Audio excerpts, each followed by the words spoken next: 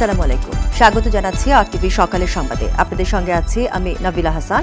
ঢাকা সহ সারা দেশে সপ্তম দিনের মতো কারফিউ চলছে, তবে বেড়েছে শিথিলের সময়। আজও কাল সকাল ৮টা থেকে বিকেল ৫টা পর্যন্ত ৯ ঘণ্টা ঢাকা, নারায়ণগঞ্জ, নরসিংদী ও গাজীপুরে কারফিউ শিথিল থাকবে। গেল রাতে স্বরাষ্ট্রমন্ত্রী আসাদুজ্জামান খান কামাল এ তথ্য জানান। তিনি বলেন, অন্যান্য জেলায় কারফিউর বিষয়ে সিদ্ধান্ত নেবেন সংশ্লিষ্ট জেলা প্রশাসকরা। কোটা সংস্কারের আন্দোলন ঘিরে উদ্ভূত পরিস্থিতি নিয়ন্ত্রণে গত শুক্রবার রাত 12টায় সারা দেশে কারফিউ জারি করা হয়। বেসামরিক প্রশাসনকে সহায়তার জন্য মোতায়েন করা হয় সেনাবাহিনী। কোটা সংস্কারের আন্দোলনকে কেন্দ্র করে সহিংসতা পরিস্থিতি নিয়ন্ত্রণ করতে কারফিউ জারি করে সরকার।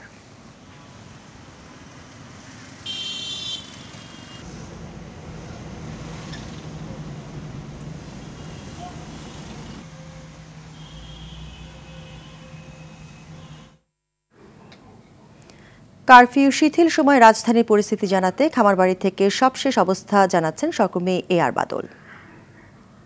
এই মুহূর্তে আমি খামারবাড়ি মোড় থেকে যুক্ত হয়েছি। আপনি জানেন যে সারা দেশেই কারফিউ চলছে, কিন্তু এখন এই মুহূর্তে শিথিল টাইম চলছে, যে কারণে রাজধানীর জনজীবন অনেকটাই স্বাভাবিক। আমি বিভিন্ন এলাকায় ঘুরে দেখেছি যানবাহন চলছে, মানুষরা প্রয়োজনে ঘর থেকে বের হয়েছেন এবং তাদের নিত্যদিনের কাজ সারছেন, এবং যারা খেটে খাওয়া মানুষ, প্রতিদিনই যাদেরকে রোজগার না করলে পরে চলে না, তারা বের হয়েছেন এবং বিভিন্ন গন্তব্যে যাচ্ছেন। যানবাহনে যাত্রীরা ওঠানামা করছেন, এরকমটি আমরা দেখেছি। এবং মোটামুটি শুক্রবার যেহেতু, এ কারণে হয়তো অনেকেই প্রয়োজন ছাড়া ঘর থেকে বের হননি, এ কারণে রাজধানী অনেকটা ফাঁকা দেখা যাচ্ছে। কিন্তু শিথিল সময় হলেও আমরা দেখতে পাচ্ছি যে সেনাবাহিনী তাদের দায়িত্ব পালন করছেন। এটি যেহেতু সংসদ ভবন এলাকা, যে কারণে এখানে সেনাবাহিনীর সদস্যরা তৎপর রয়েছেন। দেখছেন যে কাঁটাতার মুড়িয়ে রাখা হয়েছে। এটি যখন কারফিউ থাকে তখন এই কাঁটাতার দিয়ে রাস্তায় ব্যারিকেড তৈরি করে তখন তল্লাশি জোরদার করা হয় এবং সেইভাবেই তারা কার্যক্রম পরিচালনা করে থাকেন। এখন রাজধানীতে যেহেতু শিথিল সময় চলছে, সেই কারণে কিছুটা ছাড় দেয়া হচ্ছে এবং যানবাহন চলাচল করছে, প্রাইভেট কার চলাচল করছে আমরা দেখেছি বিভিন্ন এলাকায়। এছাড়া রাস্তার যে বিভিন্ন এলাকায় যে অলিগলি রয়েছে সেগুলোতে অটোরিকশা, সিএনজি অটোরিকশা সেগুলোও চলছে। দেখছেন যে এখানে বাংকার সেট করে বেশ প্রস্তুত রয়েছে সেনাবাহিনীর সদস্যরা। এই যে তারা দায়িত্ব পালন করছেন কারফিউর মধ্যে, এটি যে রাজধানীতে গুরুত্বপূর্ণ যে স্থাপনাগুলো রয়েছে সেগুলোকে ঘিরে আসলে তাদের তৎপরতা অব্যাহত রয়েছে এবং এরকম তারা তল্লাশি করছেন এবং জিজ্ঞাসাবাদ করে কে কোথায় যাচ্ছেন সেই ধরনের তথ্য নিয়ে তারপরে তাদেরকে ছাড়ছেন এবং সেই তথ্য তারা যাচাই করছেন, এরকমটি আমরা দেখতে পাচ্ছি। আপনারা দেখছেন যে এখানে তল্লাশি করছে সেনাবাহিনী। তো এরকম অবস্থা আসলে রাজধানীর বিভিন্ন যে পয়েন্টগুলো রয়েছে, গুরুত্বপূর্ণ পয়েন্ট রয়েছে, যে স্থাপনাগুলো রয়েছে সেগুলোতে এ ধরনের অবস্থা চলছে। তো এখন পর্যন্ত রাজধানীর জনজীবন একেবারেই স্বাভাবিক। 9 ঘন্টা শিথিল চলছে। এই শিথিল সময়ের মধ্যেও আসলে সেনাবাহিনীর নিরাপত্তার যে বিষয়টি সেটি নিশ্চিতে তারা দায়িত্ব পালন করছেন এবং এটি এই শিথিল সময়ে অব্যাহত থাকবে। কিন্তু যানবাহন চলাচল করছে, মানুষজন তাদের গন্তব্যে যাচ্ছে, তাতে কোনো সমস্যা হচ্ছে না। তো নাবিলা, এই ছিল আমার কাছে রাজধানীর খামারবাড়ি থেকে সর্বশেষ খবর। খামারবাড়ি থেকে জানাচ্ছিলেন সহকর্মী AR বাদল। পরিস্থিতি স্বাভাবিক হয়ে আসছে দেশ জুড়ে। চট্টগ্রামে আইনশৃঙ্খলা বাহিনী মাঠে আছে। গণপরিবহন চলাচলের পাশাপাশি বেড়েছে মানুষের চলাচলও। রংপুরে ভোর 6টা থেকে সন্ধ্যা 7টা পর্যন্ত কারফিউ শিথিল করা হয়েছে। খোলা আছে শহরের দোকানপাট। শহরে বেড়েছে সাধারণ মানুষের চলাচল। রাজশাহীতে চলাচল করছে দূরপাল্লার যানবাহন। পরিস্থিতি স্বাভাবিক হয়ে আসছে খুলনায়। বরিশালেও হাটবাজার ও সড়কে মানুষের চলাচল বেড়েছে। এতে স্বস্তি ফিরে এসেছে জনমনে।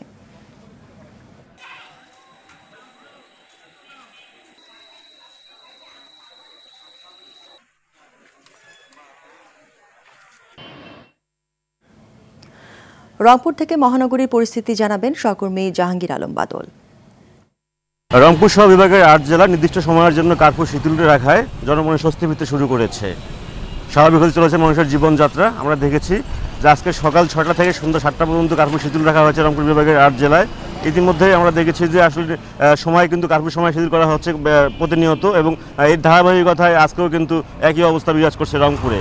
আমরা দেখেছি যে সকাল থেকে যানবাহন স্বাভাবিক চলাচল করছে, পাশাপাশি রংপুর বিভাগের মানুষজন আসলে যারা বসবাস করেন তারা কিন্তু অনেকটাই সেই নাশকতার ঘটনার পর থেকে কিন্তু অনেকটা আতঙ্কিত হয়ে পড়েছিল। আস্তে আস্তে কিন্তু সেই আতঙ্ক মানুষের মধ্যে কাটছে এবং মানুষজন তারা কিন্তু কর্মস্থলে ফিরতে শুরু করেছে।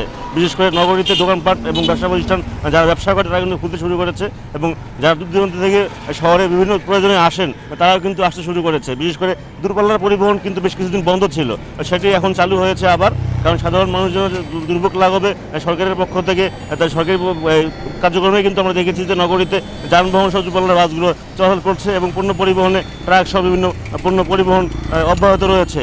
মাঠে এখন পর্যন্ত সেনাবাহিনী, পুলিশ, র্যাব তারা কিন্তু নিয়মিত টহল দিচ্ছেন এবং সতর্ক অবস্থানে তারা কিন্তু রয়েছেন।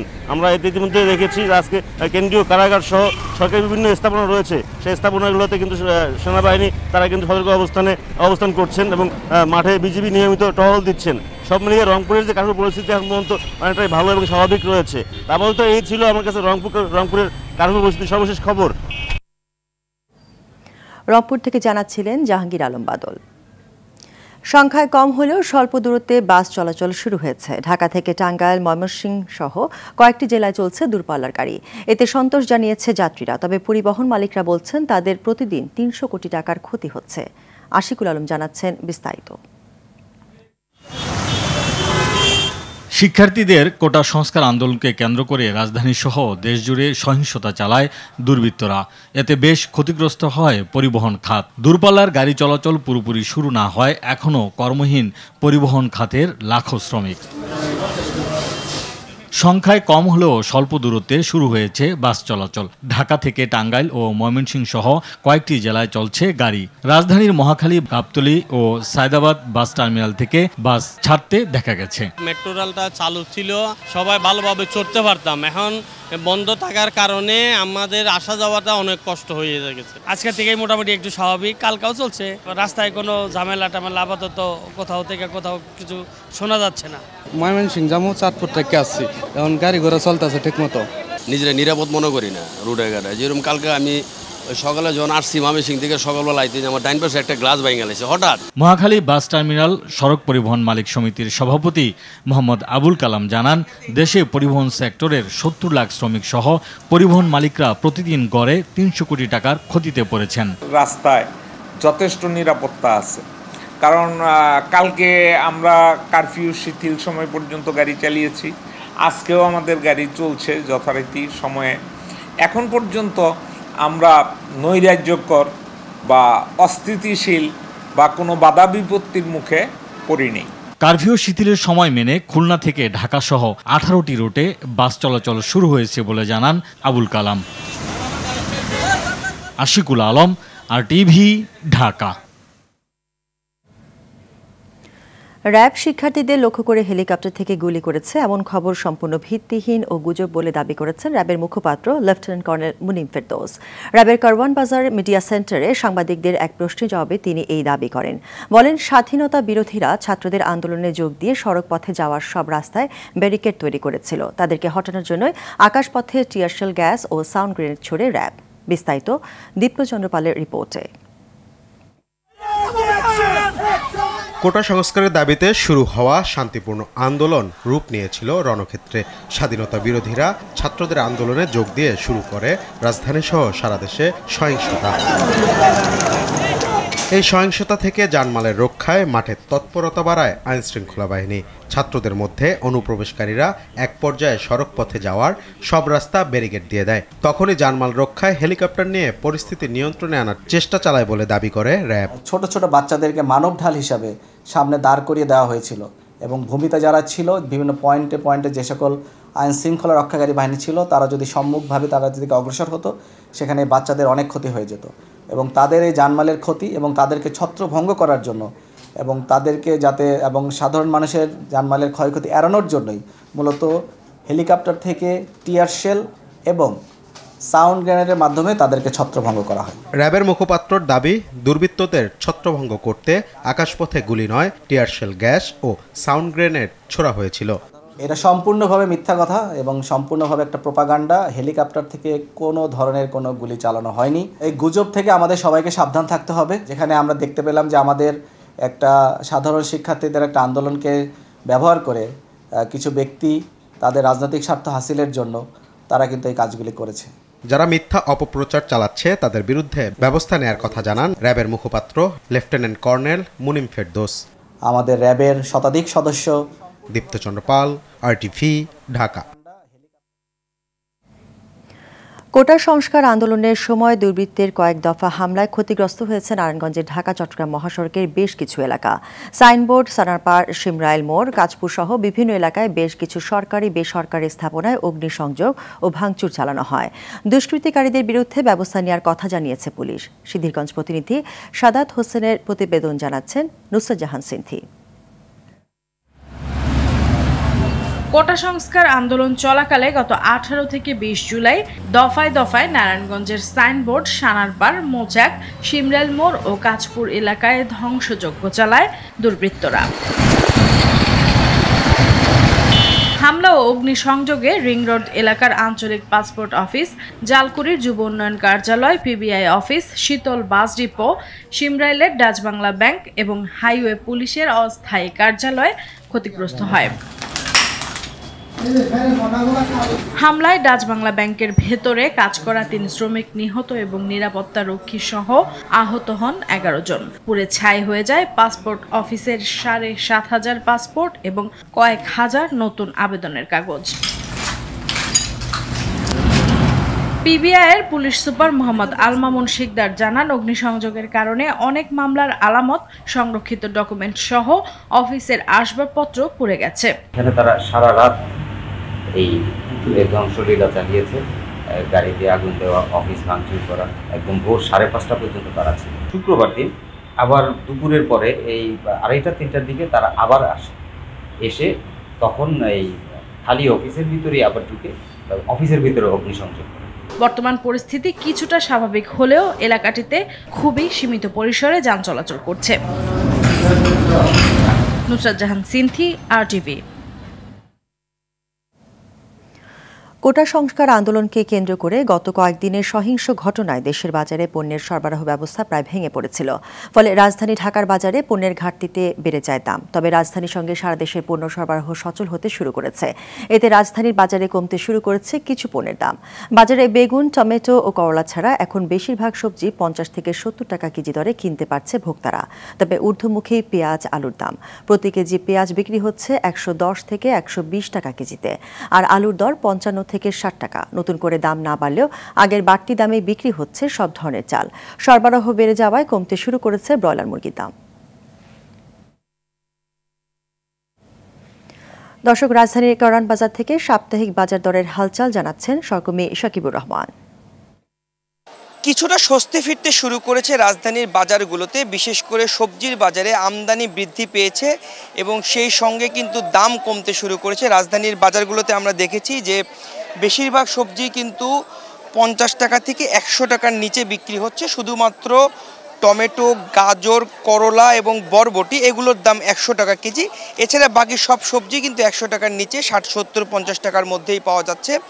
যারা বিক্রেতা রয়েছেন তারা বলছেন যে গেল কয়েকদিনের যে অস্থিরতা ছিল, সেই অস্থিরতার সময়ে বিভিন্ন জেলা থেকে যে ট্রাকগুলো আসে পণ্যের, সেগুলো কম আসার ফলে দাম বৃদ্ধি পেয়েছিল। গতকালকে ভালো আমদানি হয়েছে, যার ফলেই দামগুলো কমতে শুরু করেছে। আমরা মরিচের বাজারেও দেখেছি, মরিচ কিন্তু আজকে বিক্রি হচ্ছে 120 টাকা থেকে 160 টাকা কেজিতে। তারাও বলছেন যে আমদানি যখন বৃদ্ধি পাবে তখন কিন্তু পণ্যের দাম বাজার নিয়মেই কমতে থাকবে, সেইভাবেই কিন্তু কমতে শুরু করেছে। ব্রয়লার মুরগির দামও আমরা দেখেছি, সেখানেও কিন্তু ব্রয়লার মুরগির দামও কিছুটা কমতির দিকে। গত 2-3 দিন আগেও যে ব্রয়লার মুরগি 200 টাকা কেজিতে বিক্রি হচ্ছিল, সেটি বিক্রি হচ্ছে 170 থেকে 180 টাকা কেজিতে। এছাড়াও শুধু চালের বাজারে কিন্তু কিছুটা অস্থিরতা রয়েছে, অর্থাৎ যে দামটি বৃদ্ধি পেয়েছে সেই বৃদ্ধি দামেই এখনও চালগুলো বিক্রি হচ্ছে। এছাড়াও আমরা দেখেছি যে অন্যান্য যে সকল ক্রেতা যারা এসেছেন তারা আসলে বলছেন যে সব ধরনের অস্থিরতা কেটে স্বাভাবিক জীবনে মানুষ ফিরে আসবে, পণ্যের বাজারগুলোতে যেন তার কোনো প্রভাব না পড়ে সেটি তারা আশা করছেন।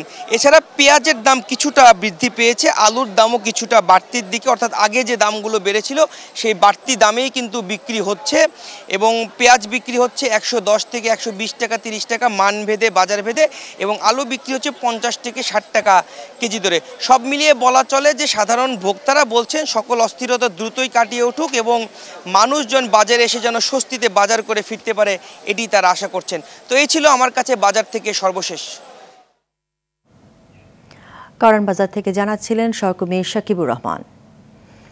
কারফিউর নেতিবাচক প্রভাবে ব্রাহ্মণবাড়িয়ার আখাউড়া স্থলবন্দর দিয়ে রপ্তানি কমেছে। বন্দর কর্তৃপক্ষ জানিয়েছে, ইন্টারনেট সংযোগের অভাবে বেশ কয়েকদিন বন্দরের কার্যক্রম সনাতন পদ্ধতিতে পরিচালিত হয়। ব্যবসায়ীরা জানান, হিমায়িত মাছ ও রড সিমেন্ট সহ বিভিন্ন পণ্যের রপ্তানি কমে যাওয়ায় তারা ক্ষতিগ্রস্ত। ব্রাহ্মণবাড়িয়া থেকে মোহাম্মদ সাদ্দাম হোসেনের প্রতিবেদন, জানাচ্ছেন সৈয়দ মাহমুদ। ট্রাকের লম্বা সারি নেই, ব্যস্ততা নেই পণ্য ওঠানামার। শ্রমিক ও ব্যবসায়ী আছেন হাতে গোনা। কারফিউর মধ্যে কিছুটা হলেও স্থবির ব্রাহ্মণবাড়িয়ার আখাউড়া স্থলবন্দর। কর্তৃপক্ষ জানিয়েছে, স্বাভাবিক সময়ে বন্দর দিয়ে হিমায়িত মাছ, রড সিমেন্ট, প্লাস্টিক, ফার্নিচার সহ অন্তত 15 ধরনের পণ্য ভারতে যায়। তবে দেশজুড়ে অচল অবস্থার কারণে কয়েকদিন ধরে মাছ ও সিমেন্ট ছাড়া তেমন কোনো পণ্য রপ্তানি করা যায়নি। আগে এভারেজে 15-20টা ট্রাক এক্সপোর্ট হতো, এখানে মাছ বা আরএফএল বিভিন্ন প্রোডাক্ট, সিমেন্ট এগুলো যেত। এই মুহূর্তে সেগুলো পরিমাণে কিছুটা কম। বন্দর কর্তৃপক্ষ বলছে, স্বাভাবিক সময়ে 5 দিনেই রপ্তানি আয় অন্তত 3 কোটি টাকা, অথচ গত 20 থেকে 24 জুলাই এ 5 দিনে রপ্তানি আয় মাত্র 1 কোটি 65 লাখ টাকা। এতে একদিকে রাজস্ব বঞ্চিত সরকার, অন্যদিকে ব্যবসায়ীরা ক্ষতিগ্রস্ত। নেট নাকাতে স্পিড নাম্বার না পাওয়াতে সাময়িকভাবে 2-3 দিন আমরা নিজেরাতেই বন্ধ রাখছিলাম। যারা এক্সপোর্টার তারা তো স্বাভাবিক নিয়মে মাল পাঠাতে পারে নাই। দ্রুত সংকট কাটবে, গতি আসবে স্থলবন্দরে, এমনটাই প্রত্যাশা ব্যবসায়ীদের। সৈয়দ মাহমুদ, RTV। বরিশাল বিভাগের গুরুত্বপূর্ণ 12টি নদীর মধ্যে 10টি নদীর পানি বিপদসীমার উপর দিয়ে প্রবাহিত হয়। পানি বাড়ায় রাতে বরিশাল নগরী সহ অন্যান্য জেলা ও উপজেলার নিম্নাঞ্চল প্লাবিত হয়। পানি উন্নয়ন বোর্ড জানায়, রাতে বিভাগের প্রধান ও গুরুত্বপূর্ণ 10টি নদীর পানি বিপদসীমার উপর দিয়ে প্রবাহিত হয়। তবে এই পরিস্থিতিকে বন্যা বলা যাবে না, এটি মৌসুমি পানি প্রবাহ।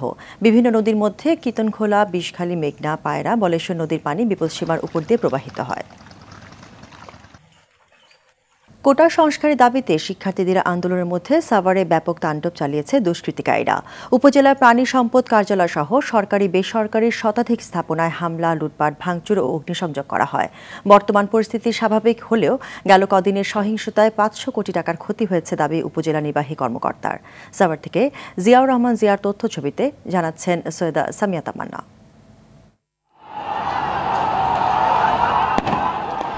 কোটা সংস্কার আন্দোলনে একদল দুষ্কৃতিকারীর প্রবেশে এমনই উত্তাল ছিল ঢাকা আরিচা মহাসড়ক। অশান্ত হয়ে ওঠে পুরো সাভার উপজেলা।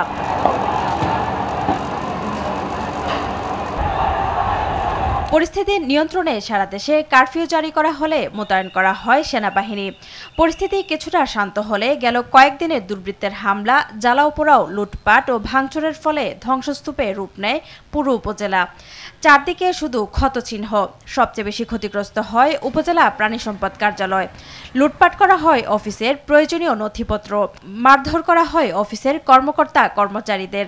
এটা একটা এমন একটা দুর্ঘটনা যা করেছে, যেটা নজিরবিহীন ঘটনা। এখানে আসছি কাজের জন্য, এটা কাজের জন্য এসে দিই ভাঙ্গাচুরি, অন্ত আমাকে কাজ কাম হইল না। সরকারি পশু হাসপাতালে আসছিলাম, আইসা সবকিছু বন্ধ, ভাঙচুর করছে, কিছুই নাই। শুধু উপজেলা প্রাণী সম্পদ অফিসই নয়, হামলা ও ভাঙচুর করা হয় পুলিশ বক্স, ডিবি অফিস ভবন ও গাড়ি। জ্বালিয়ে দেওয়া হয় বাস, ট্রাক, প্রাইভেট কার ও অ্যাম্বুলেন্স। ধ্বংসযজ্ঞ চালানো হয় পপুলার ডায়াগনস্টিক সেন্টারেও।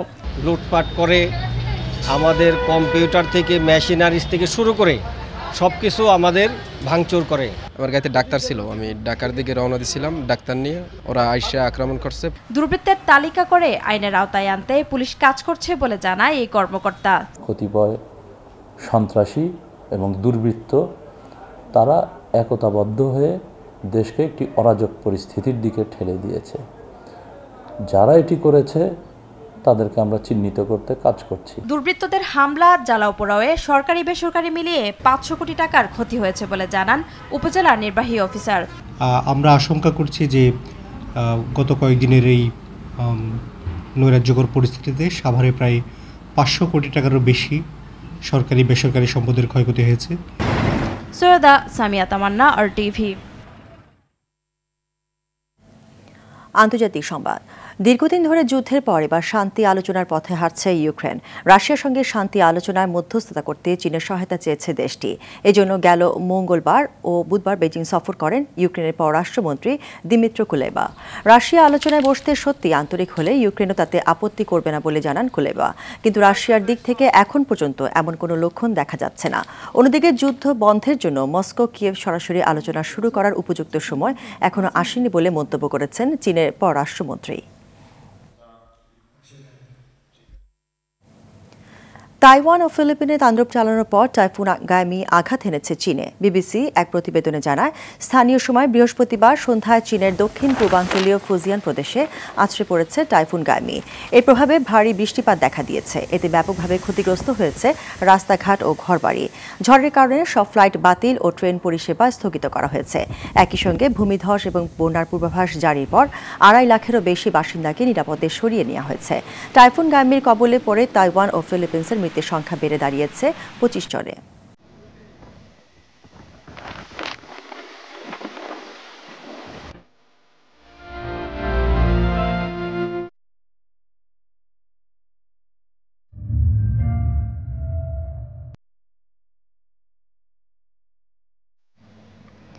ফিলিস্তিনের অবরুদ্ধ গাজা ভূখণ্ডে ইসরায়েলি বর্বর হামলায় আরও 30 ফিলিস্তিনি নিহত হয়েছে। এতে করে উপত্যকাটিতে নিহতের মোট সংখ্যা পৌঁছেছে 39,200 জনে। গত বছরের অক্টোবর থেকে চলা এই হামলায় আহত হয়েছে 90,000-এর বেশি ফিলিস্তিনি। ফিলিস্তিনি স্বাস্থ্য কর্তৃপক্ষ মনে করছে গাজা উপত্যকা জুড়ে ধ্বংস হওয়া বাড়িঘরের নিচে এখনও 10,000-এর বেশি লোক নিখোঁজ রয়েছে। ধ্বংসস্তূপ এতটাই ভয়াবহ যে উদ্ধারকারীরা তাদের কাছে পৌঁছতে পারছে না।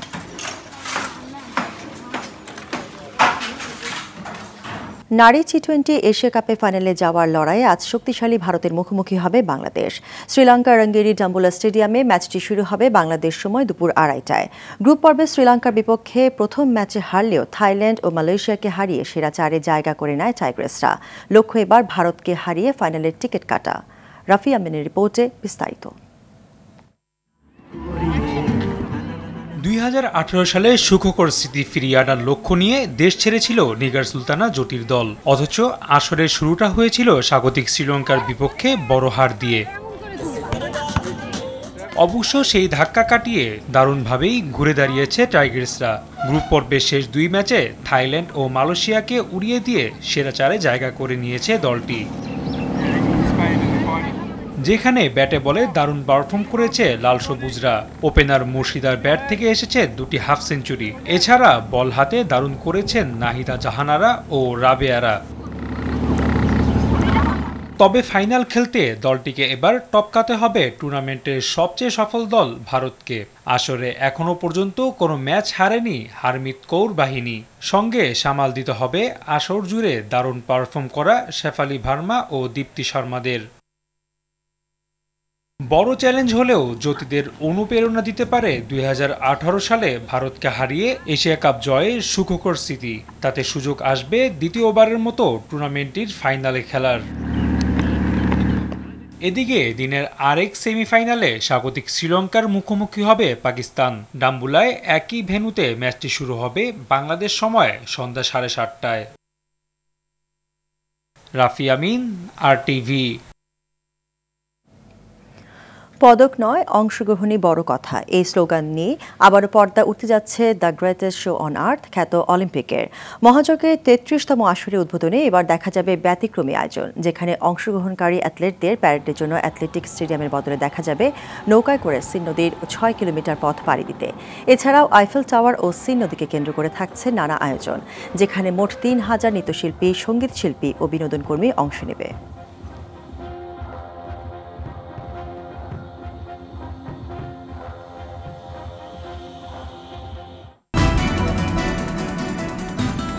সকালের সংবাদ এই পর্যন্তই। সর্বশেষ সংবাদ জানতে যে কোনো মোবাইল থেকে 24141 নম্বরে ডায়াল করুন। মধ্যাহ্নের সংবাদ দুপুর 12টায় দেখার আমন্ত্রণ রইল। ধন্যবাদ সবাইকে।